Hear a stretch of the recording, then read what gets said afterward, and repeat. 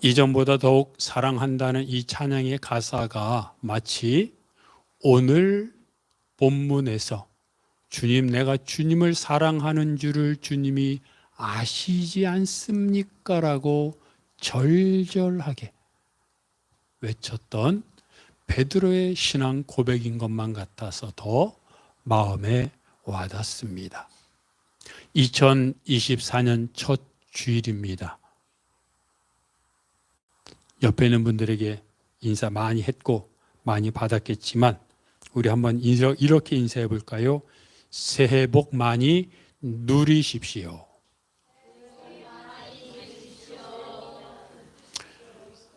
사람들은 새해 복 많이 받으라고 말합니다. 좋은 말입니다. 그런데 성경은 이미 우리에게 복이 있다고 말합니다. 그러니 우리가 할 일은 받는 게 아닙니다. 이미 받았고 충만합니다. 중요한 건 누리는 겁니다. 다시 한번 옆에 있는 분들에게 귀찮더라도 웃으면서 새해 복 많이 누리십시오. 그렇습니다. 올 한 해 2023년도 그때도 하나님이 복을 많이 주셨지만 2024년도 더 곱절 또는 7배 또는 30배, 60배, 100배로 복을 누리는 여러분이 되시기를 바랍니다. 2024년 표어를 내가 나를 사랑하느냐로 정했습니다. 따라해 볼까요? 내가 나를 사랑하느냐.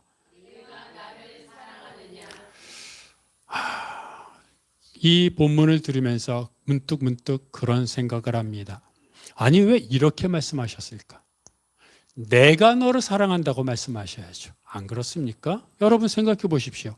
제자들에게 예수님이 우리들에게 내가 물된 동산교회 성도들을 많이 사랑한다 이렇게 말씀하셔야지 왜 너가 나 사랑하니? 라고 물어보셨을까? 이것은 단지 오늘 본문만을 봐서는 알 수 없는 아주 깊이 있는 예수님의 맞춤식 질문입니다. 예수님이 베드로에게 이 질문을 할 수밖에 없었던, 아니 해야만 했던 상황이 있었기에 우리가 들을 때는 이상하다, 내가 베드로 너를 정말로 많이 사랑한다라고 말씀하셔야 되는데 왜 베드로를 향하여 너가 나를 사랑하느냐라고 물어보셨을까라고 우리는 의문을 제기할 수 있지만 베드로는 이 말을 너무나도 기다렸기에 예수님께서 이렇게 베드로야 너가 나를 사랑하느냐라고 물어봐 주시기를 너무나도 원했기에 베드로는 예수님이 이 질문을 하자 감격하며 3번이나 주님을 사랑한다고 고백했던 것입니다.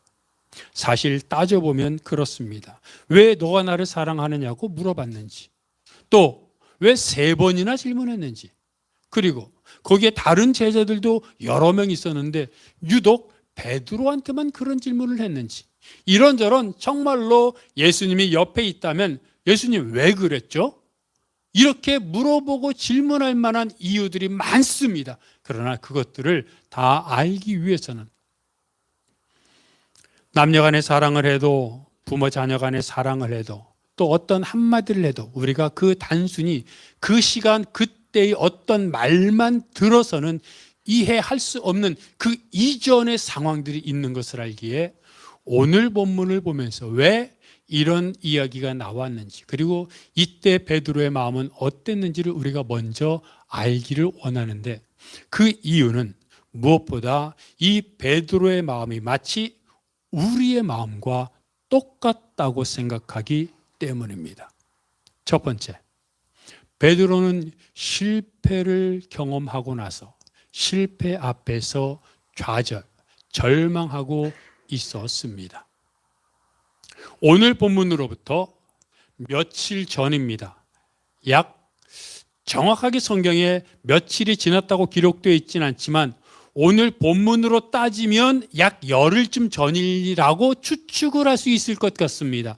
예수님이 예루살렘에 십자가를 지기 위해 걸어가고 있었습니다. 그리고 예수님은 예루살렘에 가까이 올수록 3번에 걸쳐 예수님이 예루살렘에 가면 대제사장들과 유대 지도자들에게 잡혀서 죽을 것이라고 고난을 예언했습니다. 그러자 베드로와 제자들이 뭐라고 말합니까? 주님에게는 절대 그런 일이 있어서는 안 됩니다. 특히 베드로가 극구 만류하며 예수님을 가로막았었습니다. 절대로 내가 예수님에게 그런 일, 죽는 일이 닥치지 않도록 내가 목숨으로 막아서겠습니다. 그러면 예수님이 아이고 대단하다 머리를 쓰다듬으며 베드로 내가 너 때문에 산다. 너는 나의 정말 추종자의 멋있는 제자야. 이렇게 말할 것 같은데 예수님이 베드로에게 이렇게 말합니다. 주님 그럴 수 없습니다. 내가 목숨으로 맡겠습니다. 라고 얘기하는 베드로에게 예수님 말합니다. 너가 3번 나를 부인할 거다.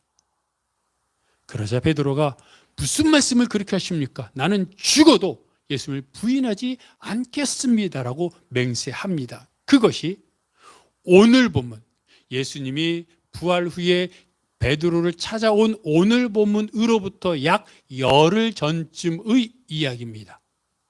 그런데 베드로가 예수님을 막아서고 예수님이 베드로에게 너가 3번 나를 부인할 거야 라고 한 지 일주일도 지나지 않아 무슨 일이 생겼습니까? 예수님이 겟세마네 동산에서 무리들에게 잡혀가는 일이 생겼습니다. 일주일도 지나지 않았습니다.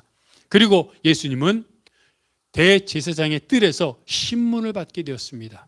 그곳을 베드로가 따라갔습니다. 다른 제자들은 다 도망쳤습니다. 그런데 도망친 다른 제자들보다 그 무서움을 무릅쓰고 따라간 베드로 얼마나 그래도 대단한 겁니까? 근데 문제는 여기서 발생합니다. 일주일도 안 된 며칠 전에 예수님이 죽을 거라고 했을 때 베드로가 내가 목숨을 바쳐 맡겠습니다라고 했죠. 그리고 그때 예수님이 3번이나 나를 부인할 것이라고 했을 때 그럴 일은 절대 없습니다. 코웃음을 쳤죠. 그런데 바로 그때 며칠 지나지 않아 베드로가 예수님을 3번 부인했습니다. 그것이 뼈아픈 실책이요 뼈아픈 아픔이었습니다. 베드로는 그것을 잊지 못했고 그것이 너무 자책되고 죄책감으로 잠 못 이루었습니다. 그런데 우리는 베드로가 이렇게 예수님을 부인하는, 다시 말하면 신앙을 잃어버렸던 모습을 보면서 마치 이것이 우리의 모습과 비슷하다는 생각을 합니다. 자, 예수님이 잡혀갈 때 예수님을 위해 목숨을 바치겠다고 한 것은 베드로뿐만 아니라 다른 제자들도 다 그렇게 말했습니다. 그런데 예수님이 잡혀가니까 제자들이 어떻게 했죠? 주랭랑, 36개 주랭랑을 쳤습니다. 거기에 비하면 예수님을 무섭지만 예수님을 따라간 베드로는 그나마 나은 겁니다. 그런데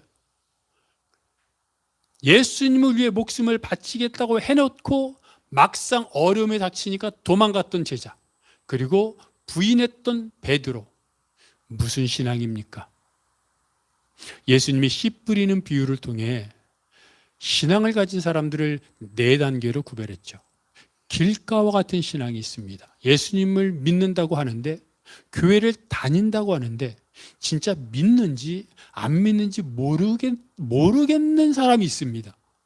그런 사람이 주님을 위해 목숨을 바치겠다고 다짐하겠습니까? 다짐도 안 하겠죠. 그러니까 이 사람은 제외입니다.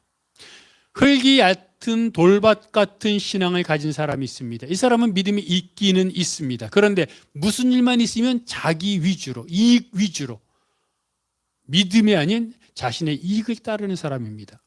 이 사람도 주를 위해 헌신하는 삶을 살 것 같지는 않습니다. 그럼 나머지 2 부류는 무엇입니까? 하나는 가시떨기로 뒤덮인 신앙인입니다. 그 사람은 믿음이 정말 있습니다. 그런데 문제는 믿음이 있는 만큼 세상의 재물에 대한 유혹, 그 다음에 세상에 대한 염려가 있어서 믿음으로 살려고 할 때마다 돈이, 그리고 염려가, 아이고 그렇게 하면 내가 큰 불이익을 당할 텐데라는 것으로 인해 하나님 말씀대로 살지 못하는 그런 신앙을 갖고 있긴 합니다. 아마도 제자들처럼 주님을 위해 결단하며 주님을 위해 살겠다고 하는 사람들은 적어도 가시떨기 같은 신앙일 것입니다. 그래도 믿음은 있으니까. 근데 막상 자신에게 위협이 닥치니까 도망쳤던 제자들처럼, 자신에게 물질의 손해가 닥치고 자신에게 불이익이 닥칠 것 같으니까 눈 질끈 감고 믿음을 저버리는 그런 가시떨기 같은 신앙, 제자들 같은 신앙, 어쩌면 오늘을 사는 우리 같은 신앙이 아닐까요? 여러분, 예수님을 부인하며 자신의 마음, 자신 마음대로 사는 사람들, 교회 다니는 사람 중에 그런 사람들 많이 있습니다. 그런데 문제는 적어도 오늘 본문처럼 베드로처럼 예수님의 음성을 들을 수 있는 사람은 그 중에 어떤 사람이냐? 먼저 아십시오. 하나님의 말씀을 날마다 100% 지키는 사람은 없습니다. 그런데 하나님의 말씀대로 살지 못해도, 하나님의 말씀대로는 못 살지만 하나님의 말씀대로 못 사는 내가 미워서 하나님의 말씀대로 살고 싶은데 이익 때문에 또는 감정에 휘둘러서 또는 이런저런 상황에 휩쓸려서 믿음을 지키지 못한 내가 미워서, 주님, 내가 이런 사람입니다. 주님 말씀대로 살아야 되는데 내가 오늘 또 주님 말씀대로 살지 못했습니다 라고 자책하며 믿음을 갖고 살겠다고 고백하는 사람이 얼마나 될까 하는 겁니다. 적어도 하나님 말씀대로 100%는 살지 못해도 하나님의 말씀대로 살지 못한 나를 돌아보며 자책하며, 하나님, 지금부터는, 또 10분 있다가 지금부터는, 그리고 또 이제 또 죄 짓고 내일 다음 날부터 또 지금부터는, 이런 사람은 돼야, 적어도 이런 사람은 돼야 베드로처럼 주님의 말씀을 들을 수 있다는 겁니다. 내가 죄를 지었는데 늘 죄를 짓다 보니 내가 죄를 지었는지도 모르고, 혹 다른 사람이 또는 말씀을 통해 내가 죄를 지었다고 말하면 죄를 지은 것을 회개하는 게 아니라 그런 것을 지적한 것이 싫어서 말씀을 듣지 않는 사람이라면 그 사람은 오늘 본문에 해당되지 않습니다. 적어도 하나님의 말씀대로 살려고 애쓰는 사람이어야 하나님의 음성을 들을 수 있고, 그리고 오늘 본문 예수 그리스도의 음성 속에 평안을 받게 되는 겁니다. 그러기에 내가 적어도 죄를 짓지 않는다는 건 아닙니다. 그런 사람은 없습니다. 적어도 내가 죄를 짓고 난 이후에 다음부터는 죄를 짓지 않겠다고, 다음부터는 주님 말씀대로 행하겠다고 결단했던 적이 있는, 그리고 그렇게 사는 사람인지, 내가 그런 사람인지를 돌아보아야 합니다. 어떻게 죄를 짓습니까? 베드로가 오늘 죄를 짓는 과정을 보면 우리가 죄 짓는 것과 너무나 비슷합니다. 베드로가 예수님을 3번이나 부인한 것이 누구에게 부인했습니까? 목숨을 걸고 예수님을 따르겠다고 했으니 적어도 베드로는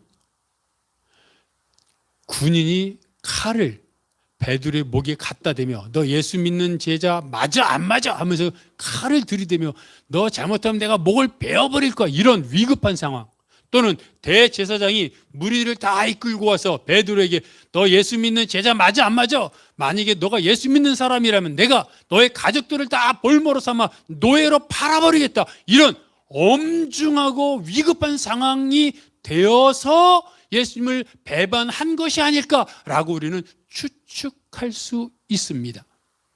그런데 베드로가 예수님을 부인한 것은 그런 군인이 목에다 칼을 대거나 대제사장이 권력을 이용해 가족들을 노예로 팔겠다고 해서 할 수 없이 부인한 것이 아니라, 성경을 보면 여종들, 하인들, 다시 말하면 별 볼 일 없고 아무 힘도 없는 그런 사람들이 지나가는 말로 했던 그 말에 지레 겁먹고 예수님을 부인했다는 사실에 우리가 당혹감을 금할 수 없습니다.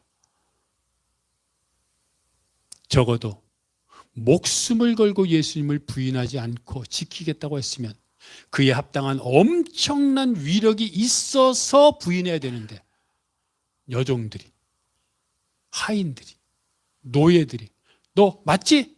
했던 그 말에 지레 자빠진, 넘어진 베드로의 모습을 보면서, 여러분, 우리가 하나님 말씀대로 살지 못하는 모습을 보십시오.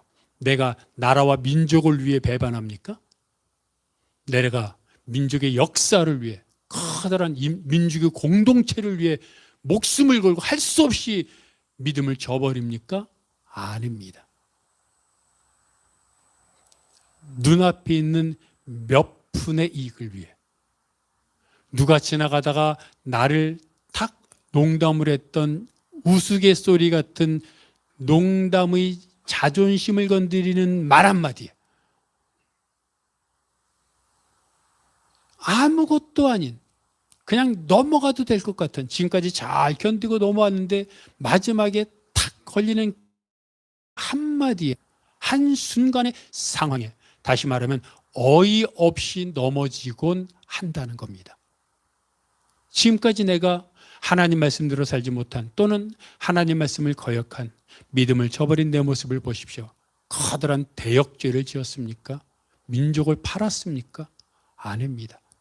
감정에 휘둘러 얼마 안 되는 이익 때문에 조금이라도 나에게 불이익이 올까봐 온 게 아니라 올까봐 겁먹고 베드로처럼 여종들에게, 하인들에게 부인하더라는 겁니다. 여러분, 이게 우리 신앙의 현주소입니다. 또 부인하는 과정을 보십시오.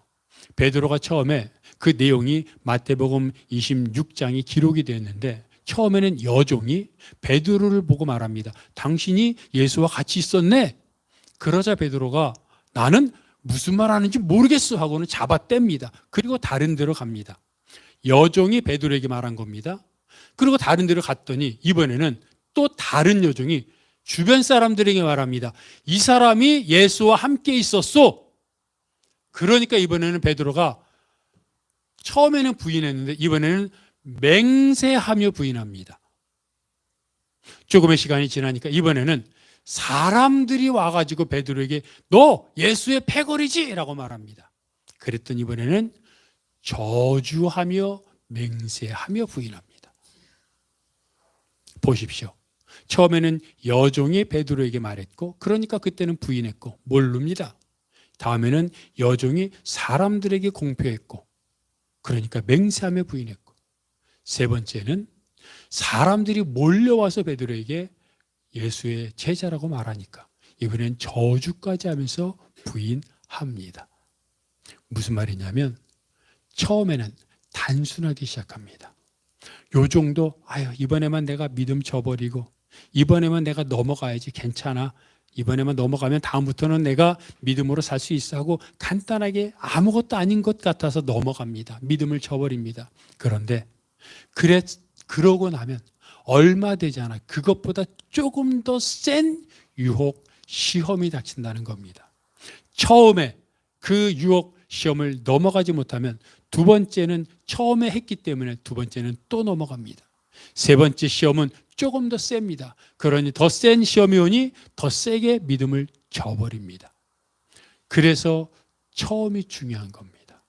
처음에 나에게 시험에 닥쳤을 때, 내가 고통 중에 있을 때, 내가 믿음의 시련이 닥쳤을 때 처음에 믿음을 선택하는 것, 그것이 중요하다는 겁니다. 그런데 베드로가 왜 이런 믿음을 저버리는 부인을 했을까요? 하나입니다. 자기가 자기를 지켜야 한다고 생각했기 때문입니다. 보십시오. 이전에는 예수님이 베드로와 함께 있었습니다. 예수님이 제자들과 함께 있었습니다. 그래서 제자들이 잘못해도, 제자들이 실수해도, 제자들이 곤경에 빠져도 예수님이 다 구해줬습니다. 안식일에 길 가다가 밀을 비벼가지고 먹었습니다. 그랬더니 바리새인들이 왜 안식일에 하지 못할 타작을 합니까? 그랬더니 예수님이 제자들을 막아주지 않습니까? 다윗이 한 일을 기억해봐라. 인자는 안식일에도 주인이니라. 예수님이 제자들을 막아줬습니다. 식사를 할 때 손을 씻지 않고 먹었습니다. 그랬더니 바리새인들이 말합니다. 왜 식사할 때 손 씻지 않고 정결하지 않게 먹습니까?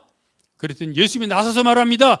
들어가는 것이 사람을 더럽게 하는 게 아니라 사람의 속에서 나오는 게 사람을 더럽게 하는 것이다. 이번에도 막아줬습니다.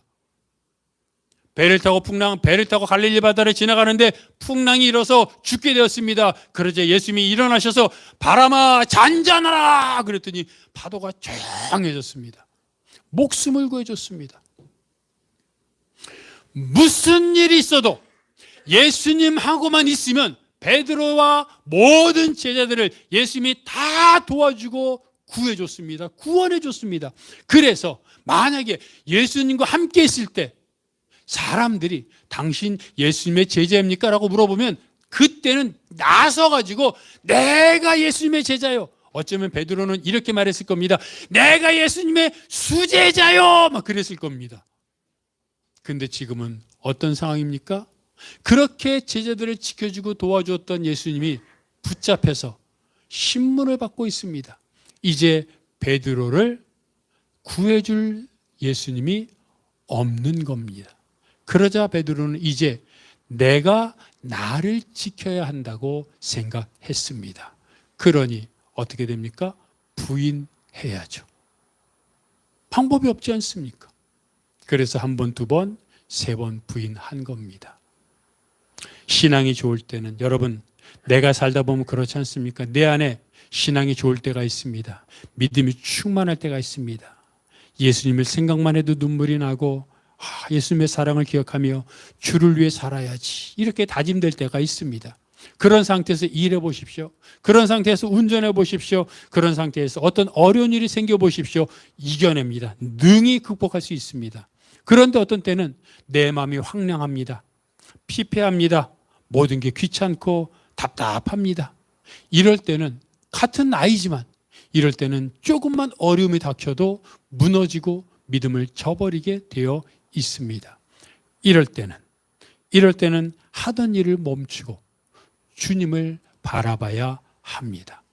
그런데 베드로가 그렇게 못했습니다. 여러분, 베드로가 했던 중요한 결정적인 실수 중에 하나가 바로 그겁니다. 베드로가 세 번 예수님을 부인하고 났을 때 예수님이 베드로를 바라봤습니다. 그 장면을 누가복음 22장 61절과 62절은 이렇게 기록합니다. 누가복음 22장 61절과 62절 우리말 성경을 함께 여러분이 읽겠습니다. 시작. 주께서 돌아서서 베드로를 찾아오셨습니다. 그러자 베드로는 오늘 닭이 울기 전에 내가 나를 세 번 부인할 것이다 하신 주의 말씀이 기억났습니다. 베드로는 밖으로 나가 한없이 울었습니다. 자, 보십시오. 베드로가 세 번 부인하니까 예수님의 베드로를 바라봤습니다. 여러분 잘 생각해 보십시오. 이때 예수님이 아무것도 안 하고 베드로가 언제 세 번째 부인하나 5, 4, 3, 2, 1 딱 쳐다본 게 아닙니다. 이때 예수님은 이미 대제사장과 사람들에게 신문받고 있었고 모욕당하고 침뱉음을 당하고 있었고 손바닥으로 따기를 맞고 있었습니다. 이런 상황인데 얼마나 정신이 없습니까? 그런데 신기하죠. 그런 정신이 없는 상황 속에서 베드로가 예수님을 세 번째 부인하고 나니까 정확하게 그 시간에 베드로를 바라봅니다. 근데 그때 베드로가 예수님이 하신 말씀이 생각납니다. 그 얘기는 뭡니까? 베드로도 예수님을 바라봤다는 겁니다. 전 늘 이 장면을 생각합니다.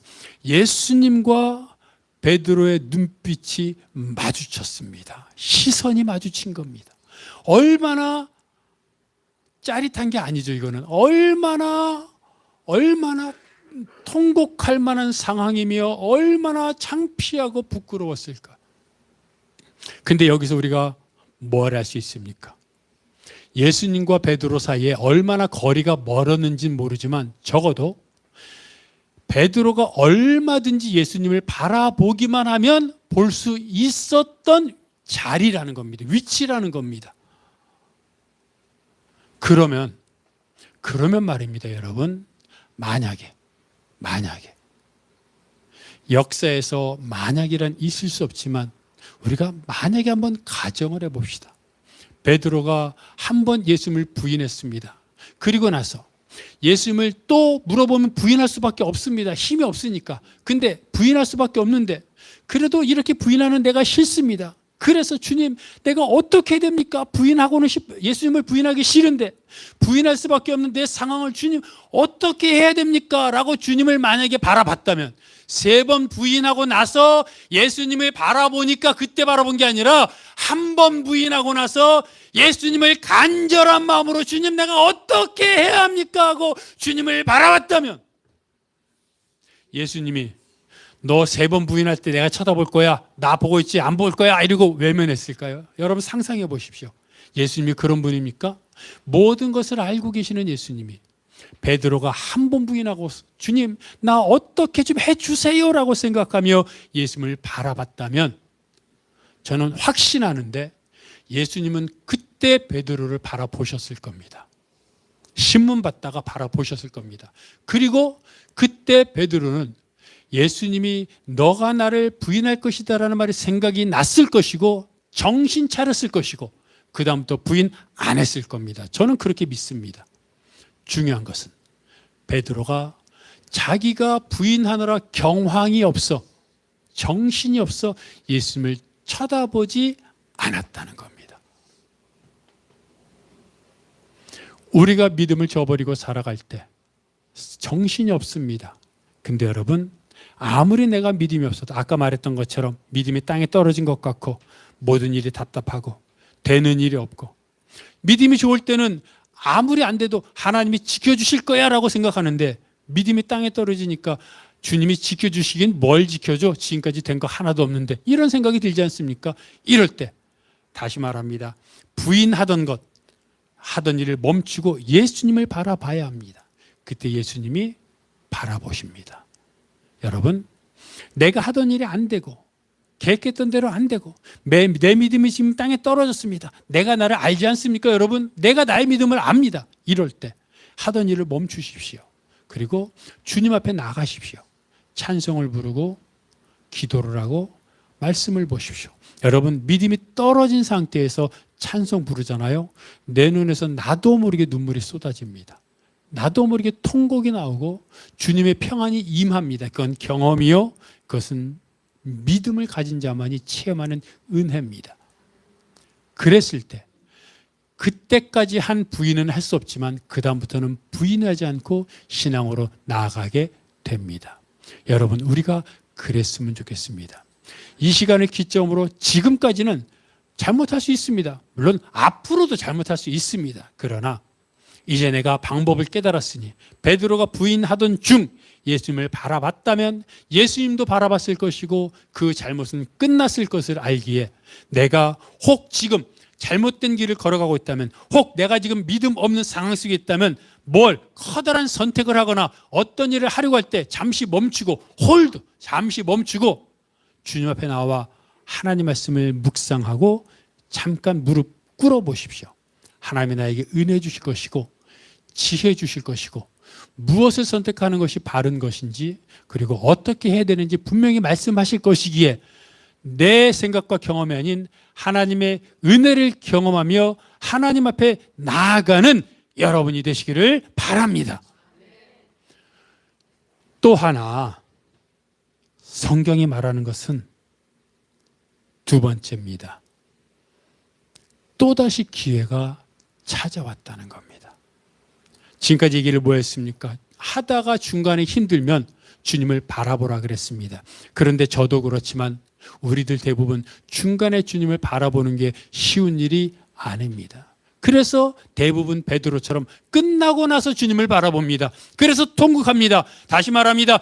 통곡도 안 하는 신앙인들이 있습니다. 그러나 적어도 내가 신앙이 있다면 내 잘못으로 인해 그 잘못이 얼마나 크든 작든 주님 앞에 나가 통곡해야 됩니다. 그래야 주님이 찾아오십니다.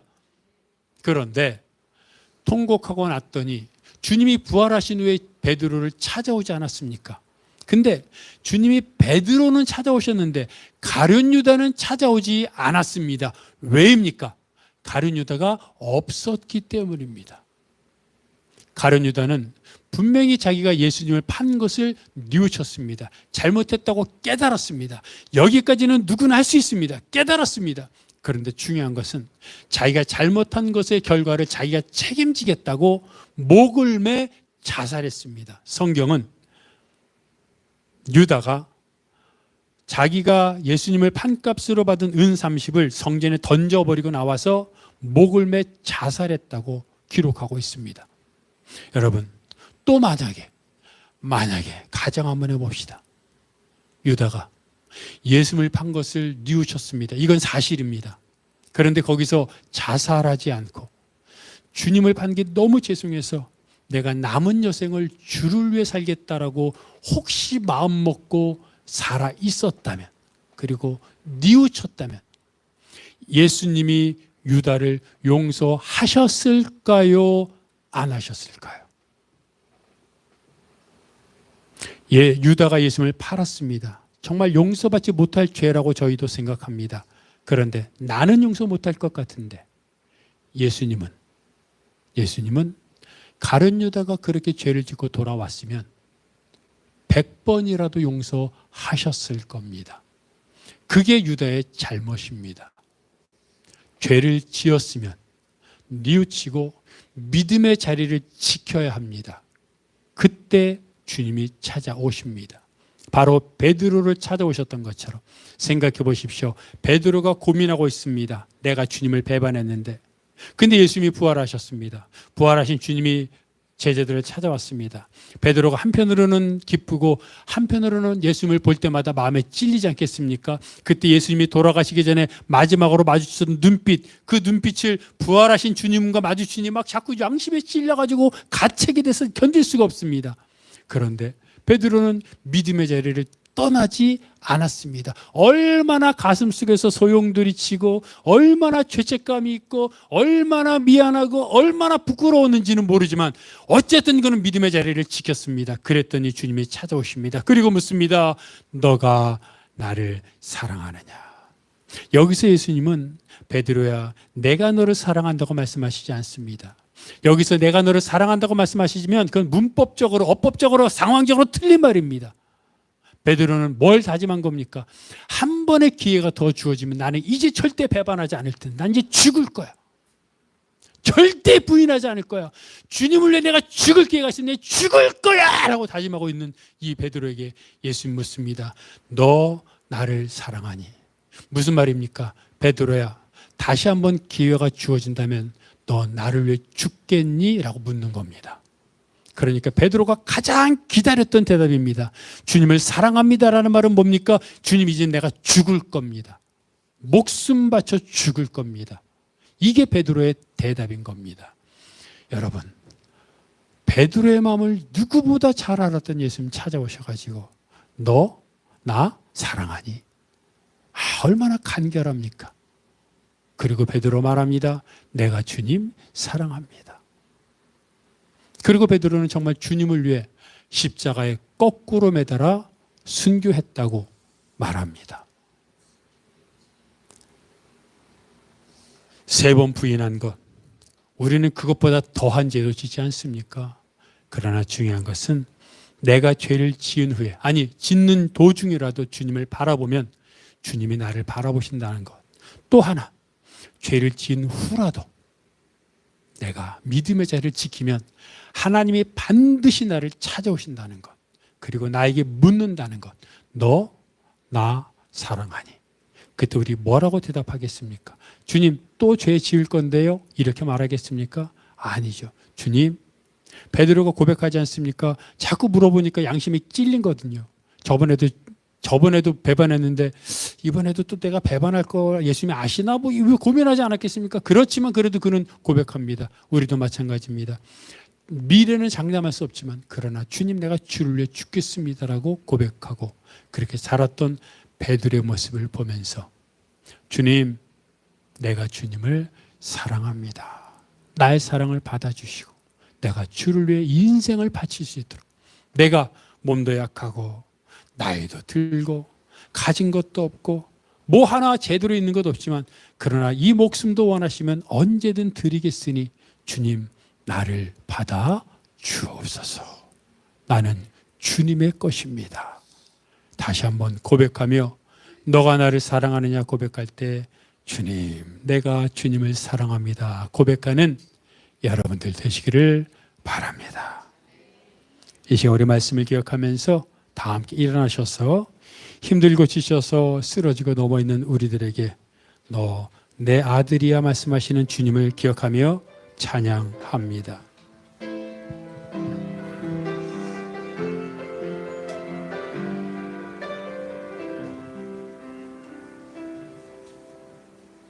힘들고 지쳐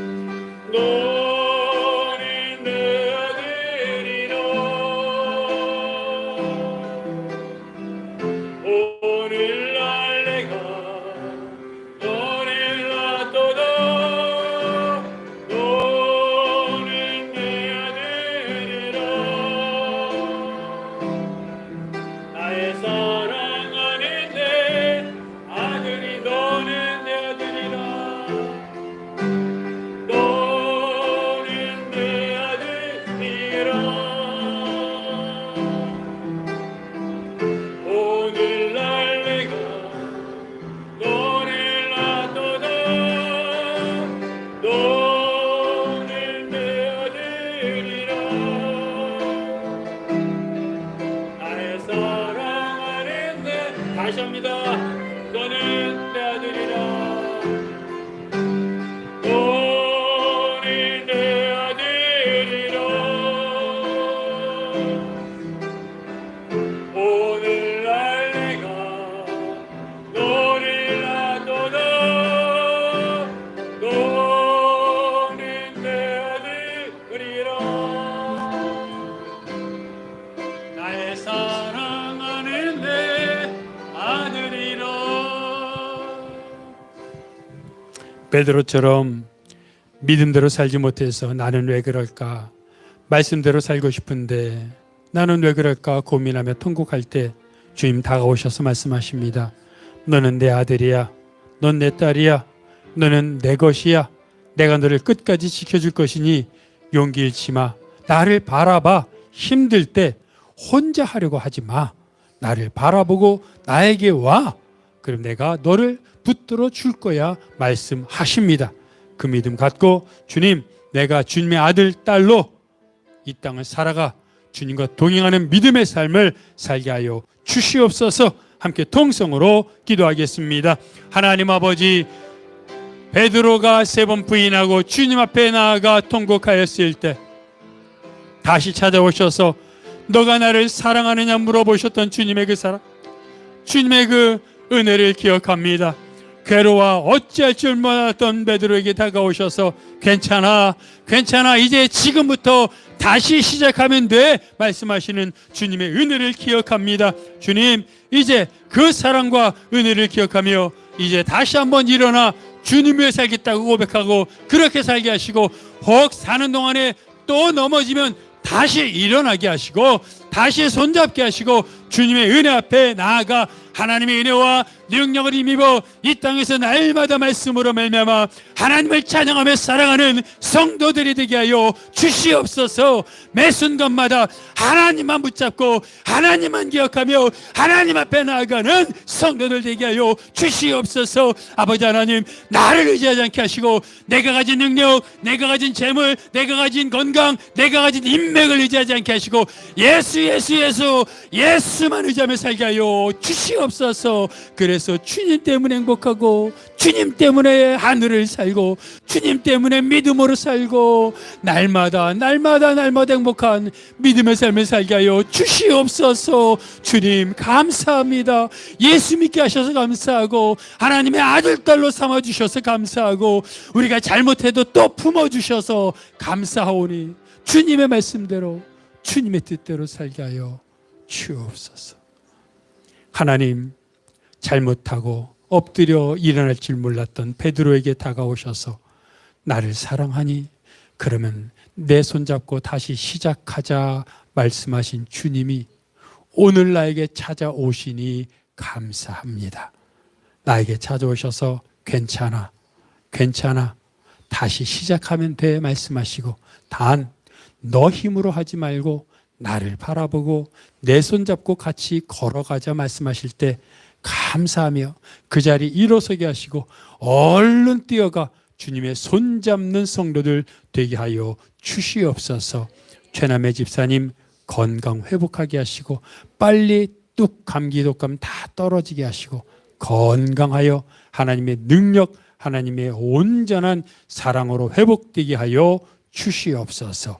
이 모든 것 예수 그리스도의 이름으로 기도하오며 이제는 우리 주 예수 그리스도의 은혜와 아버지 하나님의 사랑하심과 성령님의 교통하심이 하나님의 말씀대로 하나님의 힘을 힘입어 나를 사랑하니 말씀하실 때 주님, 내가 주님을 사랑한다고 고백하며 살겠다고 다짐하는 모든 성도들 머리 위에 그들의 가정과 사역과 기도 제목 위에 이 교회, 이 민족, 온 세계 복음화 위에 영원토록 함께 없시기를 간절히 축원하옵나이다. 아멘.